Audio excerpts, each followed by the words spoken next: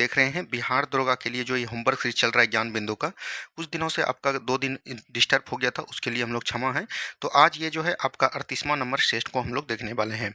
इसमें हम लोग वैदिक सभ्यता के क्वेश्चन को देखेंगे, पेरिस ओलंपिक टोटल क्लियर किया जाएगा, भाग 9 एवं ख बहुत ही इंपॉर्टेंट है पॉलिटी में, तो उसको कवर किया जाएगा। और वायुमंडल परत जितने भी होते हैं, क्षोभ मंडल, सप्ताह मंडल, ये सभी को आज हम आपको बताने वाले हैं। ठीक है, तो चलिए बिना देरी का हम लोग शुरुआत करते हैं। और आपको पता है कि अभी जो है बिहार पुलिस का प्रैक्टिस सेट आपके चैनल पर चल रहा है, तो बिहार पुलिस का प्रैक्टिस सेट में एकदम भाग लीजिए। ये जो है 9 AM में चल रहा है, और ये जो आपका होमवर्क सीरीज है ये शाम को जो है 8 PM में आता है। क्या बोलेंगे? शाम में जो है 8 PM को आने वाला है। ठीक है, डेली आपको 8 PM में मिल जाता है। ये बिहार दरोगा और बिहार पुलिस दोनों छात्र दे सकते हैं। तो चलिए बिना देरी का हम लोग शुरुआत करते हैं आज के पहले नंबर क्वेश्चन से। तो आज का पहला नंबर क्वेश्चन आपके स्क्रीन पर है, इसको देखिए और बनाइए। दिया गया है ओलंपिक ग्रीष्मकालीन का आयोजन कब और कहाँ हुआ। ये जो बात कर रहा है 2024 के संदर्भ में बात कर रहा है। तो 2024 में जो ओलंपिक हुआ था वो कहाँ पर हुआ है? पेरिस ओलंपिक हुआ है। क्या बोलेंगे? पेरिस में हुआ है। पेरिस कहाँ पर पड़ता है? फ्रांस में पड़ता है। कहाँ पर पड़ता है? फ्रांस में। और ये जो ओलंपिक हुआ था किस क्रम का था? 33वां ओलंपिक था। क्या बोलेंगे? 33वां ओलंपिक था। अच्छा, ये कब और कहाँ किस कैसे हुआ है तो याद रखनी है, इसका डेट भी पूछा जाता है। तो ये जो स्टार्ट हुआ था कब हुआ था? 26 जुलाई से स्टार्ट हुआ था। और कब तक चला था? 11 अगस्त तक चला है। कब तक चला है? 11 अगस्त तक चला है। तो इसका डेट भी कभी कभी पूछ दिया जाता है। ठीक है, अब देखिए यहाँ पर बात करेंगे, अगर बात करेंगे कि प्राचीन भारत, क्या बोलेंगे? प्राचीन भारत में जो ओलंपिक स्टार्ट किया गया था वो कब किया गया था? 776 BC में। ये जो है बिहार दरोगा पूछ चुका है। ठीक है, वहीं बात करेंगे आधुनिक काल में, क्या बोलेंगे? आधुनिक भारत में जो ओलंपिक स्टार्ट किया गया था वो कब किया गया था? तो 1896 में किया गया था। और ये कहाँ पर किया गया था? तो एथेंस। कहाँ पर? एथेंस। अच्छा, ओलंपिक में जो है भारत शामिल कब हुआ? भारत शामिल कब हुआ ये भी प्रश्न आपसे बनता है। तो भारत शामिल याद रखिएगा 1900 में हुआ। कब हुआ था? 1900 में हुआ था। ठीक है, तो किसी को कोई दिक्कत नहीं। बढ़ते हैं हम लोग अगले सवाल की तरफ। आगे की सवाल की बात करेंगे। नेक्स्ट क्वेश्चन देखिए क्या बोला गया है। पेरिस ओलंपिक 2024 का उद्घाटन किसके द्वारा किया गया था? पेरिस ओलंपिक 2024 का उद्घाटन जो है किसके द्वारा किया गया था? तो आपको अभी तुरंत बताइए कहाँ पर हुआ था? पेरिस में हुआ था। तो पेरिस कहाँ पर है? अभी तुरंत हमने बताया फ्रांस में है। तो फ्रांस के राष्ट्रपति ही किए थे। इनका नाम क्या हो जाएगा? तो याद रखनी है इमेनुअल। क्या बोलेंगे? इमेनुअल मैक्रोन हो जाएंगे। क्या बोलेंगे?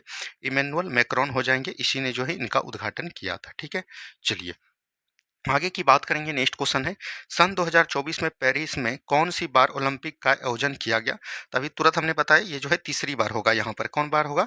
तीसरी बार होगा। क्या बोलेंगे? तीसरी बार होगा। सबसे पहला जो हुआ था कब हुआ था? 1900 में हुआ था। कब हुआ था? 1900 में। उसके बाद जो किया गया ये कब किया गया? 1924 में। और अभी जो किया गया 2024 में 33वां ओलंपिक खेला गया है। ठीक है, चलिए आगे की बात करेंगे। पेरिस ओलंपिक 2024 में 2 पदक किस खिलाड़ी ने जीते? तो याद रखनी है मनु भाकर ने। किसने जीता? मनु भाकर ने जीता। तो ये भी चीज ध्यान दीजिएगा।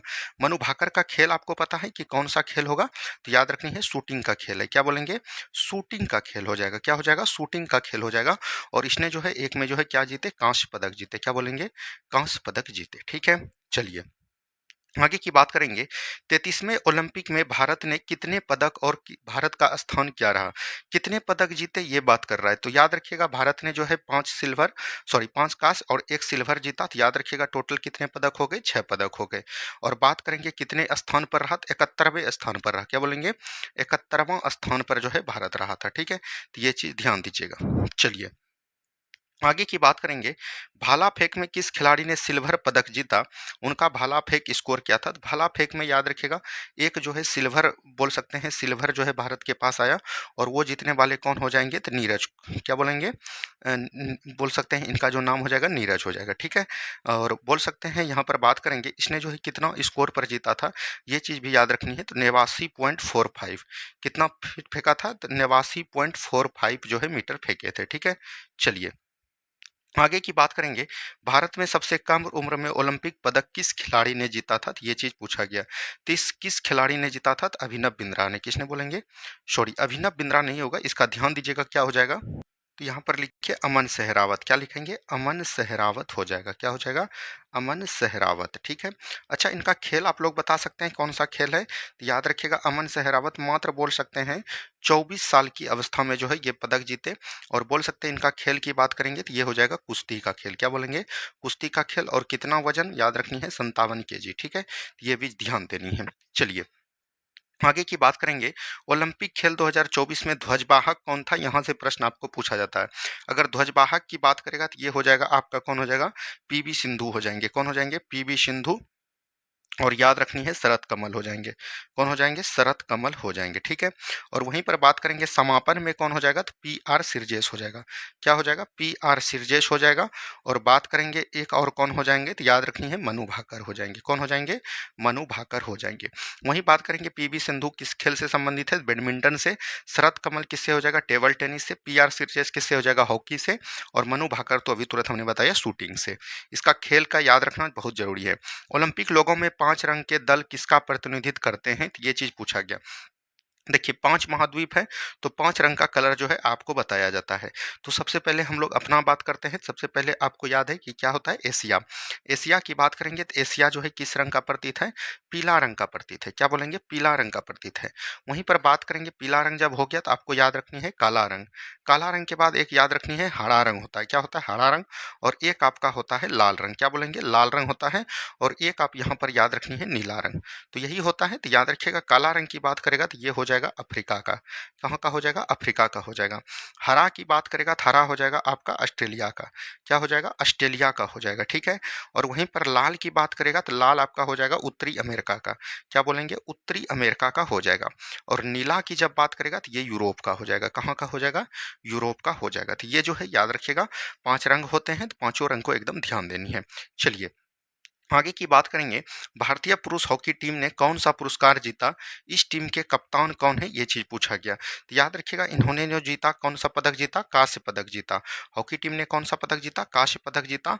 और इसका आपको कैप्टन पूछ रहा है, तो कैप्टन आपका कौन हो जाएगा? तो ये चीज पूछा गया था, हरमनप्रीत कौर। क्या बोलेंगे? हरमनप्रीत कौर हो जाएगा। हरमनप्रीत कौर, ठीक है। तो ये चीज याद रखनी है। सॉरी, हरमनप्रीत सिंह होता है। क्या होता है? सिंह होता है। तो ये चीज भी याद रखनी है। आगे की बात करेंगे, नेक्स्ट क्वेश्चन देखिए क्या बोल रहा है। पेरिस ओलंपिक 2024 में किस जोड़ी ने 10 मीटर एयर राइफल में मिक्स टीम इवेंट में भारत के लिए ब्रॉन्ज मेडल जीता? तो ये कौन हो जाएंगे? तो मनु भाकर हो जाएंगे। कौन हो जाएंगे? मनु भाकर हो जाएंगे। और इसके साथ जो याद रखिएगा वो कौन हो जाएंगे? शवरजोत हो जाएंगे। कौन हो जाएंगे? शवरजोत हो जाएंगे, ठीक है। चलिए आगे की बात करेंगे, पेरिस ओलंपिक 2024 में किस खिलाड़ी का आयोग घोषित किया गया? ये कुश्ती के खिलाड़ी हो जाएंगे विनेश फोगाट। क्या बोलेंगे? विनेश फोगाट हो जाएंगे। और ये कितने बोल सकते हैं? 50 ग्राम से जो है ओवरवेट के कारण बाहर हो गया। आगे की बात करेंगे, नेक्स्ट क्वेश्चन है, पेरिस ओलंपिक 2024 में भारतीय टीम के मसाल वाहक कौन थे? मसाल वाहक यहाँ पर पूछा जा रहा है कि कौन है। तो मसाल वाहक कौन हो जाएंगे? अभिनव बिंद्रा हो जाएंगे। क्या बोलेंगे? अभिनव बिंद्रा हो जाएंगे। और इनका खेल की बात करेगा तो ये खेल कौन सा हो जाएगा? शूटिंग का खेल हो जाएगा। क्या बोलेंगे? शूटिंग का खेल हो जाएगा, ठीक है। शूटिंग का खेल हो जाएगा। और इन्होंने याद रखिएगा 2008 में जो है क्या लिया था? 2008 ओलंपिक में गोल्ड मेडल जीता था। क्या जीते थे? गोल्ड मेडल जीते थे, ठीक है। चलिए नेक्स्ट क्वेश्चन देखिए, पेरिस ओलंपिक 2024 में कौन से नए खेल शामिल किए गए? ये क्वेश्चन पूछा गया। इसमें कई सेल जैसे बोल सकते हैं, एक हो जाएगा आपका ब्रेकिंग। क्या बोलेंगे? ब्रेकिंग हो जाएगा। एक हो जाएगा आपका साफड़िक। क्या बोलेंगे? साफड़िक हो जाएगा, ठीक है। उसके बाद बात करिएगा, एक होता है स्केट बोर्डिंग। क्या बोलेंगे? स्केट बोर्डिंग होता है, ठीक है। तो ये भी शामिल किया गया, स्टेक बोर्डिंग। उसके बाद याद रखिएगा क्लाइंबिंग होता है। क्या होता है? क्लाइंबिंग होता है, ठीक है। तो इसको एकदम याद रखनी है। ये खिलाड़ी जो है, 4 खिला खेल को याद रखनी है। आगे की बात करेंगे, किस खिलाड़ी ने 50 मीटर एयर राइफल में ब्रॉन्ज मेडल जीता? तो ये हो जाएगा, कौन हो जाएगा? स्वप्निल किसाले हो जाएंगे। कौन हो जाएंगे? स्वप्निल कुसाले हो जाएंगे, ठीक है। चलिए आगे की बात करते हैं। नेक्स्ट क्वेश्चन यहाँ पर है, रिवीजन सीरीज है। यहाँ पर दिया गया है निम्नलिखित सीरीज के तहत प्रश्नों का। तो ये रिवीजन पिछले का क्वेश्चन है। ब्राउन फील्ड एयरपोर्ट बिहार में कहाँ स्थापित किया जाएगा? ये चीज क्वेश्चन पूछा गया। तो ये आपको पता होगा कहाँ पर किया जाएगा? पटना में किया जाएगा, ठीक है। पीएम किसान सम्मान निधि के तहत कितना धन आवंटित किया गया? कितना धन जो है आवंटित किया गया, ये चीज क्वेश्चन पूछा गया। अगर धन की बात करेगा तो यहाँ पर लगभग जो है 90,000 करोड़ किया गया। कितना किया गया? 90,000 करोड़। आगे की बात करेंगे, कितने परिवारों तक नल जल पहुंचाने गया है? तो याद रखनी है 12 करोड़। क्या बोलेंगे? 12 करोड़। बजट 2025-26 में कितने रेल कॉरिडोर बनाए गए? 7 रेल कॉरिडोर। क्या बोलेंगे? सॉरी, 4 रेल कॉरिडोर बनाए गए। कितने? 4। पीएम स्वनिधि के तहत लोन की राशि को बढ़ाकर कितना कर दिया? तो ये पहले 10,000 था, ठीक है। अब जो है बढ़ाकर कितना कर दिया? 30,000 कर दिया। कितना कर दिया? 30,000 कर दिया। मनरेगा को कितनी बजट राशि आवंटित की गई है? 60,000 करोड़। क्या बोलेंगे? 60,000 करोड़ रुपया, ठीक है। चलिए आगे की बात करेंगे, भारत में दूसरा सबसे बड़ा मैंग्रोव वन किन दो नदियों के डेल्टाओं पर होता है? तो याद रखिएगा सबसे बड़ा जो हो जाएगा सुंदरवन डेल्टा। क्या बोलेंगे? सुंदरवन डेल्टा हो जाएगा, ठीक है। और सुंदरवन डेल्टा की बात करेगा तो ये किस दो नदियों के संगम पर है? तो बोल सकते हैं एक हो जाएगा आपका ब्रह्मपुत्र नदी और एक हो जाएगा आपका गंगा नदी। ब्रह्मपुत्र नदी की बात करेगा तो ये जो है तिब्बत के मानसरोवर झील से निकलती है, और गंगा जो है याद रखिएगा गंगोत्री हिमानी से निकलती है। और ब्रह्मपुत्र की लंबाई की बात करेगा तो 1900 किलोमीटर, सॉरी 2900 किलोमीटर होता है। और गंगा नदी की बात करेगा तो इनका लंबाई लगभग 2500 किलोमीटर होते हैं, ठीक है। चलिए आगे की बात करेंगे। नेक्स्ट क्वेश्चन है, हृदय की गति को कौन नियंत्रित करता है? तो ये हो जाएगा पेसमेकर। कौन करेगा? पेसमेकर करते हैं। हृदय के याद रखिएगा बाहरी झिल्ली को हम लोग किस नाम से जानते हैं? हृदय के जो है बाहरी झिल्ली को हम लोग जानते हैं पेरिकार्डियम नाम से। क्या बोलेंगे? पेरिकार्डियम नाम से जानते हैं, तो ये चीज़ ध्यान दीजिएगा। अच्छा, हृदय का जो हम लोग जो है पता लगाते हैं वो किसके द्वारा? ईसीजी के द्वारा, इलेक्ट्रोकार्डियोग्राफ के द्वारा, ठीक है। चलिए आगे की बात करेंगे। नौका दौड़ कहाँ और किस त्यौहार के अवसर पर मनाया जाता है? नौका दौड़ की बात करेगा तो ये जो है केरल में मनाया जाता है। और बोल सकते हैं कि ये किस त्यौहार पर? तो ओणम त्यौहार पर। क्या बोलेंगे? केरल का एक त्यौहार है ओणम त्यौहार। ओणम त्यौहार के अवसर पर जो है केरल में जो है नौका दौड़ चला जाता है। अच्छा, ये बोल सकते हैं किस झील पे आपको होता है? तो याद रखनी है वेम्बनाड झील पर। क्या बोलेंगे? वेम्बनाड झील पर होता है, ठीक है। केरल की सबसे बड़ी झील की बात करेगा, केरल की सबसे बड़ी झील की बात करेगा तो वो हो जाएगा पेरियार झील। क्या बोलेंगे? पेरियार झील हो जाएगा, ठीक है। चलिए आगे की बात करेंगे। नेक्स्ट क्वेश्चन है, भारत के किस नाभिकीय रिएक्टर में पहली बार थोरियम का प्रयोग हुआ था? तो थोरियम का प्रयोग की बात करेंगे तो सबसे पहले कहाँ पर हुआ था? कलपक्कम। कहाँ पर हुआ था? कलपक्कम। बोल सकते हैं कलपक्कम जो है नाभिकीय संयंत्र में हुआ था। अगर बात करेंगे पहला जो है नाभिकीय बिजली कौन बना था, तो याद रखनी है तारापुर। क्या बोलेंगे? तारापुर। तारापुर कहाँ पर है? महाराष्ट्र में है। अच्छा, और इससे याद रखनी है जैसे आपका हो गया जैतपुर। क्या बोलेंगे? जैतपुर। उसके बाद याद रखनी है नरोड़ा। क्या बोलेंगे? नरोड़ा। उसके बाद याद रखनी है कुडनकुलम। क्या बोलेंगे? कुडनकुलम हो जाएगा, ठीक है। उसके बाद याद रखनी है एक आपका कैगा। क्या बोलेंगे? कैगा, ठीक है। तो ये सबको एकदम ध्यान दीजिएगा। तो जैतपुर कहाँ पर है? महाराष्ट्र में। नरोड़ा कहाँ पर है? उत्तर प्रदेश में। कुडनकुलम कहाँ पर है? तमिलनाडु में। कैगा कहाँ पर है? कर्नाटक में है। कहाँ पर है? कर्नाटका में है, ठीक है। तो यहाँ से ये याद रखनी है, ठीक है। चलिए आगे की बात करेंगे। नेक्स्ट क्वेश्चन को ध्यान से देखिए क्या बोल रहा है। नेक्स्ट क्वेश्चन देखिए क्या बोल रहा है। द्वितीय विश्व युद्ध के बाद दक्षिण एशियाई क्षेत्र पर किस देश का कब्जा कर लिया गया था? ये चीज बोल रहे थे। द्वितीय विश्व युद्ध की बात करेगा तो ये कब हुआ है? 1939 से लेके 1945 तक चला था। और ये किसके द्वारा किया गया था? बोल सकते हैं जर्मनी पर जो है पोलैंड ने आक्रमण कर दिया था, ठीक है। ये चीज ध्यान दीजिएगा। और ये जो है किसने द्वितीय विश्व युद्ध के बाद दक्षिण एशियाई क्षेत्र पर किसका आधार मतलब कब्जा कर लिया गया था? याद रखिएगा वो करने वाला किसका था? तो जापान के द्वारा। क्या बोलेंगे? जापान द्वारा हो जाएगा, ठीक है। ये चीज को याद रखनी है। आगे की बात करेंगे। आधुनिक भारत का पहला बौद्धिक सुधार आंदोलन कौन माना जाता है? तो आधुनिक भारत का जनक कौन हो जाएगा? तो राजा राम मोहन राय। क्या बोलेंगे? राजा राम मोहन राय हो जाएंगे, ठीक है। और राजा राम मोहन राय ने याद रखनी है 1828 ईस्वी में जो है एक ब्रह्म समाज की स्थापना किया था। क्या बोलेंगे? ब्रह्म समाज की स्थापना किया था। इसी को सबसे पहला बौद्धिक सुधार आंदोलन के नाम से जाना जाता है। तो राइट आंसर आपका हो जाएगा ब्रह्म समाज। कौन हो जाएंगे? ब्रह्म समाज हो जाएंगे।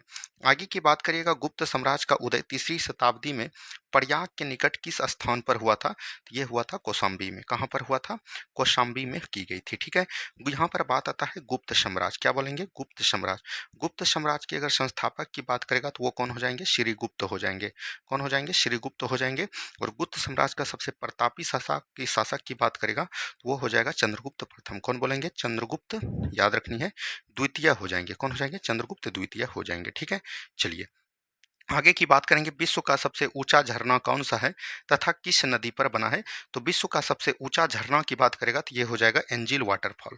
कौन हो जाएंगे? एंजिल वाटरफॉल हो जाएंगे, ठीक है। ये चीज ध्यान दीजिएगा, एंजिल वाटरफॉल हो जाएंगे। और ये किस नदी पर है? तो याद रखनी है केरोन नदी पर है। किस नदी पर है? केरोन नदी पर हो जाएगा। और केरोन नदी कहाँ पर है? तो बेनेजुएला में है। कहाँ पर है? बेनेजुएला में हो जाएगा, ठीक है। चलिए आगे की बात करेंगे। नेक्स्ट क्वेश्चन है, इलाही संवत की शुरुआत कब और किसके द्वारा किया गया था। तो इलाही संवत की शुरुआत की बात करेंगे तो 1583 ईस्वी में जो है अकबर के द्वारा किया गया था। किसके द्वारा किया गया था? अकबर के द्वारा किया गया था। मुगल शासक बोल सकते हैं, कौन हो जाएंगे? अकबर। अकबर के द्वारा याद रखिएगा एक इलाही धर्म की भी स्थापना की गई थी। इलाही धर्म की बात करेंगे तो ये कब किया गया था? 1582 ईस्वी में किया गया था। कितना में? 1582 ईस्वी में किया गया था। ठीक है। अब देखिए अकबर ने जो है कई सारे धर्म की स्थापना किया था। जैसे बोल सकते हैं दास प्रथा को अंत, ठीक है, दास प्रथा को समाप्त किया था। उसके बाद याद रखिएगा तीर्थ यात्रा पर प्रतिबंध लगाया था। ठीक है। उसके बाद जो है इन्होंने जजिया कर को भी समाप्त किया था। तो ये तीनों जो किया था लगातार किया था 1562, 1563 और 1564। ठीक है। ये चीज ध्यान दीजिएगा। इसके बाद इन्होंने द्वारा क्या किया गया था? मजहर की घोषणा की गई थी। और मजहर की घोषणा कब किया गया था? तो याद रखनी है 1579 में। ये बहुत इंपॉर्टेंट है क्योंकि ये आपके एग्जाम में पूछे गए हैं। आगे की बात करेंगे। नेक्स्ट क्वेश्चन है, प्रकाश विद्युत प्रभाव को क्वांटम सिद्धांत के आधार पर नोबेल पुरस्कार कब और किसे प्रदान दिया गया था? तो याद रखनी है ये हो जाएंगे अल्बर्ट आइंस्टीन हो जाएंगे। कौन हो जाएंगे? अल्बर्ट आइंस्टीन हो जाएंगे।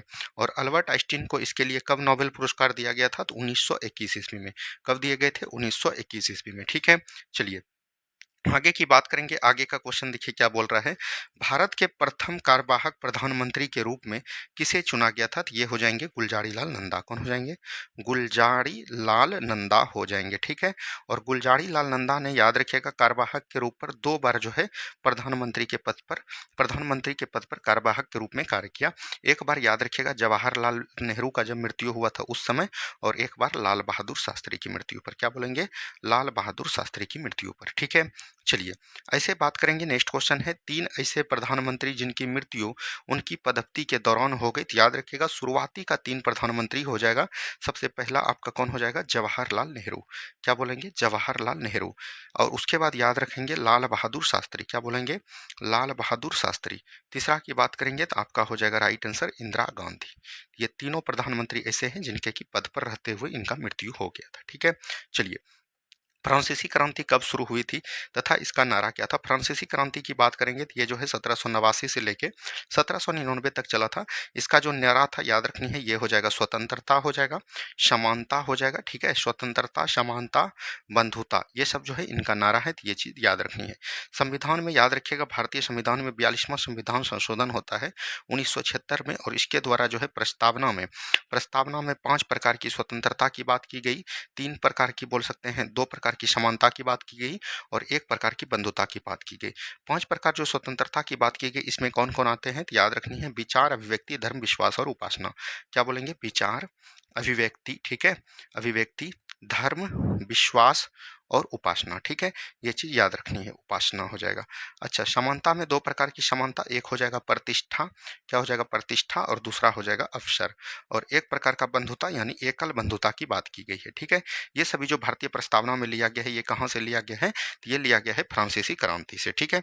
चलिए आगे की सवाल को हम लोग देखेंगे। नेक्स्ट क्वेश्चन देखिए क्या बोला गया है, आईएमएफ में 190 सदस्य देश है। 190 सदस्य देश किसे चुना गया? तो ये एंडोरा को चुना गया। किसको चुना गया? एंडोरा इसका राइट आंसर हो जाएगा। ठीक है। चलिए आगे की बात करेंगे। नेक्स्ट क्वेश्चन यहाँ पर दिया गया है, नेक्स्ट क्वेश्चन को ध्यान से पढ़िए।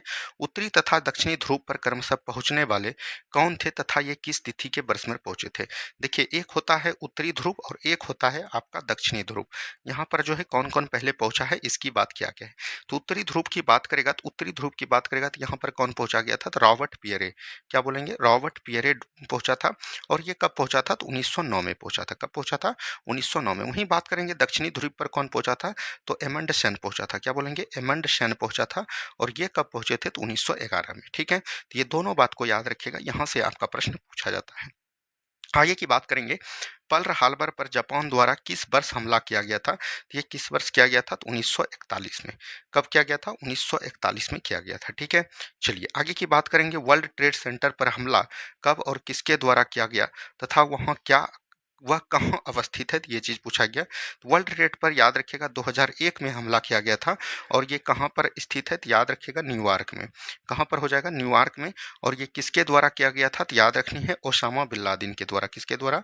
ओसावा ओसामा बोल सकते हैं, बिन लादेन नाम है, बिन लादेन। ठीक है। इनके द्वारा जो है इन पर हमला किया गया था। चलिए नेक्स्ट क्वेश्चन की बात करेंगे, मेसोपोटामिया की सभ्यता किस सभ्यता के समकालीन थे? तो ये हो जाएगा सिंधु घाटी सभ्यता। क्या बोलेंगे?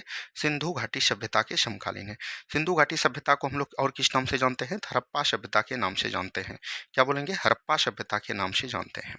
आगे की बात करेंगे, नेक्स्ट क्वेश्चन है, विश्व की पहली नगरीय सभ्यता कौन हो जाएगा? तो ये हो जाएगा हड़प्पा सभ्यता। क्या हो जाएगा? हड़प्पा सभ्यता हो जाएगा। ठीक है। और हड़प्पा सभ्यता की बात करेगा तो इसका चौहद्दी 4 प्रकार के हैं, याद रखिएगा। पूर्वी में कौन हो जाएंगे? तो याद रखिएगा आलमगीरपुर हो जाएंगे। क्या बोलेंगे? आलमगीरपुर हो जाएंगे। बात करेंगे उत्तर में कौन हो जाएगा? तो मांडा हो जाएगा। क्या हो जाएगा? मांडा हो जाएगा। इधर की बात करेंगे पश्चिम का, तो ये हो जाएगा सुतका कंडोर। क्या बोलेंगे? सुतका डोर हो जाएंगे। और दक्षिण की बात करेगा तो ये हो जाएगा दैमाबाद। ये इसका चौहद्दी है, चौहद्दी एकदम ध्यान देनी है। आगे की बात करेंगे, बंबई में सविनय अवज्ञा आंदोलन के नेतृत्वकर्ता के रूप में किसे जाना जाता है? यहाँ पर बात करेंगे सविनय अवज्ञा आंदोलन। सविनय अवज्ञा आंदोलन कब स्टार्ट होते हैं? तो याद रखनी है, ये स्टार्ट होते हैं 6 अप्रैल 1930 या 5 अप्रैल 1930 को। और ये कहाँ से स्टार्ट होते हैं? नमक कानून को उल्लंघन कर जो तोड़ा गया दांडी मार्च में। कब बोलेंगे? दांडी मार्च जो स्टार्ट किया गया था महात्मा गांधी जी के द्वारा, इसमें जो है याद रखनी है, दांडी पहुंचकर जो है नमक कानून का उल्लंघन किया। उसके बाद 1930 में जो है सविनय अवज्ञा आंदोलन को प्रारंभ किया। यहाँ पर पूछ रहा है बंबई से, अगर बंबई से बात करेगा तो बंबई से किसने किया था नेतृत्व? सरोजनी नायडू हो जाएंगे। कौन हो जाएंगे? सरोजनी नायडू हो जाएंगे। सरोजनी नायडू याद रखिएगा भारतीय बोल सकते हैं राष्ट्रीय कांग्रेस का प्रथम भारतीय अध्यक्ष बनने वाली प्रथम महिला थी, जो कि कब बनी थी? 1925 के कानपुर अधिवेशन में। कब बनी थी? 1925 के कानपुर अधिवेशन में बनी थी। ठीक है। आगे की बात करेंगे, सर्जेंट योजना कब और किस वायसराय के समय लाई गई थी तथा इसका संबंध किससे हो जाएगा? तो सर्जेंट योजना जो लाया गया था 1944 में लाया गया था। कब लाया गया था? 1944 में। और ये इसका संबंध हो जाएगा शिक्षा से। और बोल सकते हैं इसको किस योजना के नाम से जानते हैं? बेबल। बेबल के समय लाया गया था, तो इसको बेबल योजना के नाम से भी जाना जाता है। नेक्स्ट क्वेश्चन की बात करेंगे, कृत्रिम रेडियो धर्मता के किस विद्युत चुंबकीय तरंग का प्रयोग किया जाता है? कृत्रिम रेडियो धर्मता में किस विद्युतीय चुंबकीय तरंग का प्रयोग किया जाता है? तो गामा किरण का। क्या बोलेंगे? गामा किरण का प्रयोग किया जाता है। ठीक है। ये चीज याद रखनी है। आगे की बात करेंगे, अमाशय में प्रोटीन को पेप्टाइड में बदलने के लिए कौन सा एंजाइम उपयोगी है? ये चीज पूछा गया कि कौन सा एंजाइम जो है उपयोगी है। तो प्रोटीन को जो है पेप्टाइड में बदलने के लिए कौन सा उपयोगी हो जाएगा? तो ये याद रखिएगा कौन हो जाएगा? पेप्सिन हो जाएगा। पेप्सिन जो है याद रखिएगा प्रोटीन का पाचन करता है छोटी आंत में। कहाँ पर? छोटी आंत में। ठीक है। सॉरी, अमाशय में। लेकिन याद रखिएगा अगर अमाशय की बात करेगा, अमाशय के बाद अगर बात करेगा छोटी आंत में कौन करता है, तो ये हो जाएगा ट्रिप्सिन। क्या हो जाएगा? ट्रिप्सिन में बदलता है। ठीक है। चलिए, टेनिस को विश्व स्तर पर 4 स्पर्धाएं होती है, जिन्हें क्रमशः कहाँ-कहाँ खेला जाता है? तो ये जो है याद रखिएगा, टेनिस को याद रखने का ट्रिक है अफवाह। क्या बोलेंगे? अफवाह हो जाएगा। जैसे एक हो जाएगा, इसको हम लोग बोलते हैं ऑस्ट्रेलियन। क्या बोलेंगे? ऑस्ट्रेलियन। इसको ऑस्ट्रेलियन टेनिस बोलते हैं। ऑस्ट्रेलियन टेबल टेनिस के नाम से जाना जाता है, टेनिस के नाम से। और इसको जो खेला जाता है मेलबर्न पर खेला जाता है, मेलबर्न में खेला जाता है। ठीक है। उसके बाद ये हो जाएगा फ्रेंच। क्या बोलेंगे? French tennis. और फ्रेंच टेनिस कहाँ पर खाया जाता है? पेरिस में। कहाँ पर? पेरिस में। ठीक है। उसके बाद ये हो जाएगा, डब्लू से हो जाएगा विंबलडन। क्या बोलेंगे? विंबलडन हो जाएगा, विंबलडन हो जाएगा। ठीक है। और विंबलडन जो खेला जाता है कहाँ पर खेला जाता है? ब्रिटेन में। कहाँ पर? ब्रिटेन में। और ए से फिर हो जाएगा अमेरिकन। क्या बोलेंगे? अमेरिकन। इसको यूएसए में खेला जाता है। याद रखनी है, इसको यूएसए में खेला जाता है। ठीक है। चलिए, आगे की बात करेंगे, भारत में पहला नगर निगम कब और कहाँ स्थापित किया गया था? ये जो है सबसे पहले मद्रास में किया गया था। कहाँ पर? मद्रास में। और बोल सकते हैं 1688 में। कब किया गया था? 1688 में। आगे की बात करेंगे, नगर पालिका का उल्लेख संविधान के किस भाग में किया गया तथा ये भारतीय संविधान में कहाँ से कहाँ तक विस्तृत है? देखिए, नगर पालिका की बात करेगा तो संविधान के किस भाग में किया गया? तो 9 के क में किया गया। और बात करेगा ये कहाँ से है, तो 243 से लेके 243 ओ तक जो है कौन है, तो याद रखिएगा ये हो जाएगा आपका पंचायत। तो 243 ओ के बाद क्या होता है? ओ के बाद होता है, ओ से याद रखिएगा 243 ओ से याद रखिएगा 243 जेड जी तक है। कहाँ तक है? जेड जी तक। ठीक है। पी से ले लीजिए, पी से हो जाएगा। ये चीज ध्यान दीजिएगा। नेक्स्ट क्वेश्चन की बात करेंगे। नेक्स्ट क्वेश्चन है, शहरी स्थानीय स्वशासन का प्रावधान संविधान में किसके तहत किया गया? तो शहरी स्थानीय स्वशासन का प्रावधान संविधान के तहत किसके द्वारा किया गया है? तो याद रखनी है, ये जो किया गया है 74वीं संविधान संशोधन के द्वारा किया गया है। किसके द्वारा? 74वां संविधान संशोधन के द्वारा एक अनुसूची को जोड़ा गया, उसको हम लोग 12वीं अनुसूची के नाम से जानते हैं। और इसी में जो है सबसे पहले जो है बोल सकते हैं किसका प्रावधान किया गया? तो नगर पालिका का किया गया। क्या बोलेंगे? नगर पालिका का प्रावधान किया गया। ठीक है। चलिए, नगर पालिकाओं की परिभाषा का उल्लेख संविधान के किस अनुच्छेद में किया गया? तो नगर पालिका का बोल सकते हैं, नगर पालिकाओं का परिभाषा का उल्लेख की बात करेगा तो ये हो जाएगा कहाँ पर किया गया? तो 243 का पी हो जाएगा। परिभाषा की बात करेगा पी से परिभाषा हो जाएगा। नेक्स्ट क्वेश्चन की बात करेंगे, किस अधिनियम के तहत स्थानीय स्वशासन को व्यापक और सर्दिश बनाया गया? तो ये हो जाएगा 1935 का भारत शासन अधिनियम। क्या बोलेंगे? 1935 का भारत शासन अधिनियम हो जाएगा। ठीक है, ये चीज ध्यान दीजिएगा। आगे की बात करेंगे, सहकारी समितियों को संवैधानिक दर्जा किस संशोधन के तहत दिया गया? तो याद रखिएगा, एक संशोधन होता है 57वां संविधान संशोधन 2011 में, और इसके द्वारा जो जोड़ा गया 9 का ख जोड़ा गया, इसी में जो है सहकारी समिति को संवैधानिक दर्जा दिया गया। ठीक है, ये भी याद रखनी है आपको। आगे की बात करेंगे, भारतीय संविधान के किस भाग में नगरपाल इंटरचेंज के बारे में बताया गया है? तो 9 का को हो जाएगा। क्या हो जाएगा? 9 का को हो जाएगा। नेक्स्ट क्वेश्चन देखिए क्या बोला गया, शहरों स्थानीय सरकार जो 10 लाख से अधिक, यहाँ पर याद रख लीजिएगा 10 लाख से जो अधिक होगा उसको हम लोग नगर निगम के रूप में जानते हैं। ठीक है, चलिए आगे की बात करेंगे, किस ब्रिटेन गवर्नर ने 1870 में स्थानीय स्वशासन के विकास के लिए विलय विकेंद्री पर एक प्रस्ताव पारित किया था? तो ये हो जाएगा मेयो। कौन हो जाएगा? लॉर्ड मेयो हो जाएगा। कौन हो जाएगा? लॉर्ड मेयो हो जाएगा। ठीक है, चलिए, छावनियां वह क्षेत्र होती है जिसमें सैन्य और नागरिक आबादी दोनों शामिल होते हैं। छावनी बोर्ड किसके नियंत्रक के तहत भारत के नागरिक प्रशासन निकाय में एक है? तो याद रखनी है गृह मंत्रालय। क्या बोलेंगे? गृह मंत्रालय के अंदर आता है। किसके अंदर आता है? गृह मंत्रालय के अंदर आता है। नेक्स्ट क्वेश्चन है, जिला स्तर पर आपदा निवारक और राहत उपयोगों के लिए कौन उत्तरदायी है? ये चीज पूछा गया, तो ये हो जाएगा जिला अधिकारी। क्या बोलेंगे? जिला अधिकारी, जिसको हम लोग डीएम के नाम से जाना जाता है। ठीक है, चलिए आगे की बात करेंगे, नगर पंचायत तथा नगर निगम के प्रमुख प्रमुख क्रमशः कौन कौन होते हैं? नगर पंचायत तथा नगर पंचायत की बात करेगा तो नगर पंचायत का होता है नगर पंचायत विकास पदाधिकारी। क्या बोलेंगे? विकास पदाधिकारी होता है। और नगर निगम का प्रमुख की बात करेगा तो ये हो जाएगा महापौर। कौन हो जाएगा? महापौर हो जाएगा, जिसको मेयर के नाम से जानते हैं। नेक्स्ट क्वेश्चन देखेंगे, कौन हो जाएगा? ब्रह्मांड की उत्पत्ति के बारे में उल्लेख ऋग्वेद के किस मंडल में किया गया है? तो ऋग्वेद के किस मंडल में किया गया? यहाँ पर मंडल की बात किया गया है, तो ब्रह्मांड की उत्पत्ति के बारे में ऋग्वेद के किस मंडल में किया गया है, ये क्वेश्चन पूछा गया। तो मंडल की बात करेगा तो ये हो जाएगा आपका तीसरा मंडल। क्या बोलेंगे? थर्ड मंडल में बात किया गया है। थर्ड मंडल में ही याद रखनी है, गायत्री मंत्र की भी बात किया गया है। क्या बोलेंगे? गायत्री मंत्र का भी उल्लेख किस में किया गया है? तो ऋग्वेद के, याद रखनी है, तीसरे मंडल में की गई है। नेक्स्ट क्वेश्चन देखिए क्या बोला गया, वेदों में काला वेद के नाम से किसे जाना जाता है? तो काला वेद के नाम से हम लोग किसको जानते हैं? अथर्ववेद को। क्या बोलेंगे? अथर्ववेद को जानते हैं। ठीक है, चलिए आगे की बात करेंगे। नेक्स्ट क्वेश्चन है, किस वेद में सबसे प्राचीनतम वैदिक युग की संस्कृति के बारे में जानकारी दी गई है? तो ये हो जाएगा ऋग्वैदिक काल। कौन हो जाएगा? ऋग्वैदिक काल हो जाएगा। ऋग्वैदिक काल हो जाएगा। ठीक है, इसको याद रखनी है। आगे की बात करेंगे। नेक्स्ट क्वेश्चन देखिए क्या बोला गया है, वह अभिलेख जिसमें 4 वैदिक देवता इंद्र, वरुण और नौसत मित्र का उल्लेख है उसको हम लोग बोलते हैं बोगाज गोई अभिलेख। क्या बोलेंगे? बोगाज गोई अभिलेख के नाम से जानते हैं। बोगाज गोई अभिलेख के नाम से जाना जाता है। ठीक है, चलिए आगे की बात करेंगे। सांख्य, योग, न्याय, वैशेषिक, मीमांसा एवं वेदांत, इन 6 भिन्न दर्शनों की स्पष्ट रूप से अभिव्यक्ति किस युग में हुई? देखिए सांख्य की बात करेगा, सांख्य की बात करेगा तो सभी का जो है याद रखनी है ऋग्वैदिक युग में हुआ। क्या बोलेंगे? ऋग्वैदिक काल में किया गया। और सांख्य हो गया, योग हो गया, न्याय हो गया। क्या बोलेंगे? न्याय हो गया, वैशेषिक हो गया, ये सब का जो है दर्शन पूछा जाता है आपको, कौन हो जाएगा? मीमांसा हो गया। अब देखिए यहाँ से जो सवाल पूछा जाता है, तो सांख्य दर्शन किसके हो जाएंगे? तो ये कपिल मुनि का हो जाएंगे। किसके हो जाएंगे? कपिल मुनि का हो जाएंगे, प्रवर्तक। ठीक है, योग दर्शन के कौन हो जाएंगे? पतंजलि हो जाएंगे। क्या हो जाएंगे? पतंजलि हो जाएंगे। न्याय दर्शन का कौन हो जाएगा? गौतमी हो जाएगा। कौन हो जाएगा? गौतम। और विशेषिक का याद रखनी है, कौन हो जाएगा? विशेषिक की बात करेगा, वैशेषिक की बात करेगा तो इसका याद रखनी है। मीमांसा की बात करेगा, पूर्वी मीमांसा की बात करेगा तो ये हो जाएगा, याद रखनी है, पूर्वी मीमांसा की बात करेगा। एक होता है उत्तरी मीमांसा, सॉरी दक्षिण उत्तरी मीमांसा। उत्तरी मीमांसा की बात करेगा तो ये हो जाएगा बदरायन।